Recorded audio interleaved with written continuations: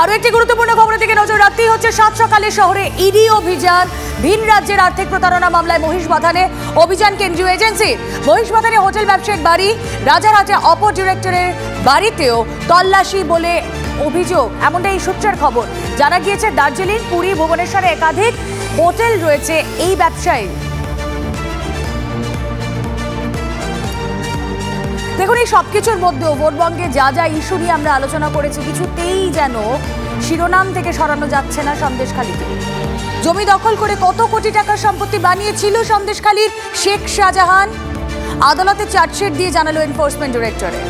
শাহজাহানের কত টাকা সম্পত্তি ইডি এখনো পর্যন্ত বাজেয়াপ্ত করে চার্জশিটে তার উল্লেখ রয়েছে। চার্জশিটের নাম রয়েছে আলমগীর শিবু হাজারের।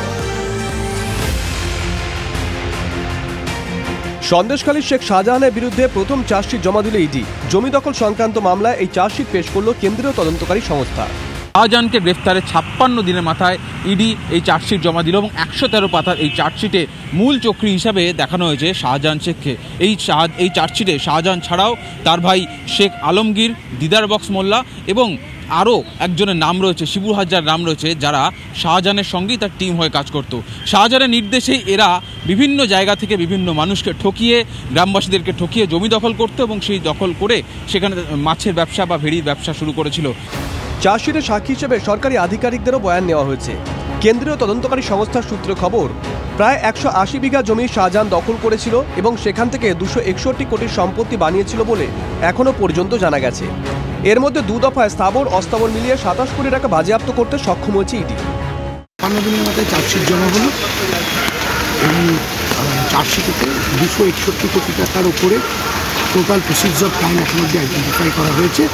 এটা আগামী 3 তারিখে থাকবে স্পেশাল জাজ ইডি কোর্টের কাছে ফর ফার্দার কাজ। এই উৎস কেপিওসি যে ল্যান্ড গ্র্যাবিং অ্যান্ড এক্সটর্শন, যা আমাদের এই কেসের মুখ্য বিষয়। কোন অস্ত্র ব্যবসার সাথে উনি যুক্ত ছিলেন বা যেহেতু অস্ত্র উদ্ধার হয়েছে? চলতি বছরের শুরু থেকে চর্চায় চলে আসে সন্দেশখালী। রেশন দুর্নীতি কাণ্ডে 5ই জানুয়ারি শাহজাহানের বাড়িতে রেড করতে গিয়ে আক্রান্ত হন ইডি আধিকারিকরা। দীর্ঘদিন গা ঢাকা দিয়ে থাকার পর অবশেষে 29 ফেব্রুয়ারি ধরা পড়ে শেখ শাহজাহান। তারপর থেকে বহু জল বয়ে গেছে সন্দেশখালীর উপর দিয়ে। মুখ খুলেছেন সন্দেশখালীর মানুষ, জানিয়েছেন কিভাবে তাদের জমি দখল করেছে শাহজাহান বাহিনী। জমি দখল সংক্রান্ত সেই অভিযোগগুলো তদন্ত শুরু করে ইডি। এই প্রথম কোনো কেন্দ্রীয় এজেন্সি শাহজাহান শেখের বিরুদ্ধে চার্জশিট দিল এবং তাকে হেফাজতে রেখে 60 দিনের মাথায় এই চার্জশিট দেওয়ার ফলে শাহজাহানের জামিনের রাস্তা বা পরবর্তী আইনি লড়াইয়ের রাস্তা যথেষ্ট কঠিন হয়ে গেল। কারণ তদন্তকারীরা বলছেন যে শাহজাহান শেখ সমস্ত কিছুর আড়ালে থেকে তার নির্দেশেই তার টিমকে দিয়ে গোটা কাজটি করাতো এবং এভাবেই দীর্ঘদিন ধরে কয়েকশো কোটি টাকার দুর্নীতি করা হয়েছে এই সন্দেশখালী জুড়ে। ক্যামেরা সুদেবের সঙ্গে সুজয়, TV9 বাংলা, কলকাতা।